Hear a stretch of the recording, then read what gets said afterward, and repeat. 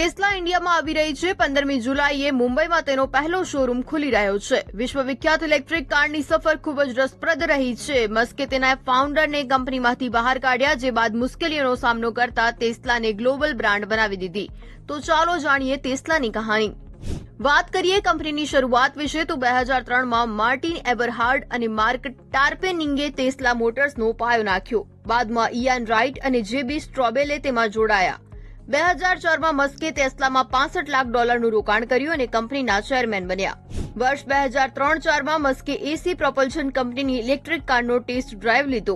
તેમને કાર ગમી અને તેનું કમર્શિયલ કરવાના આઈડિયા સાથે એસી પ્રોપલ્શન કંપનીના માલિક ગેઝે મસ્કનો માર્ટિન સાથે પરિચય કરાવ્યો। માર્ટિને ટાર્પેનિંગ, એબરહાર્ડ, ઇયાન રાઇટ સાથે ટેસ્લા મોટર્સ શરૂ કરી। અહીંથી જ મસ્કની એન્ટ્રી ટેસ્લામાં થઈ। 2005માં ઇયાન રાઇડ અને એબરહાર્ડ વચ્ચે મતભેદો વધી ગયા। મસ્કે રાઇટને દૂર કરવાનો નિર્ણય લીધો। આખો વિડિયો જોવા માટે ડાઉનલોડ કરો દિવ્ય ભાસ્કર એપ।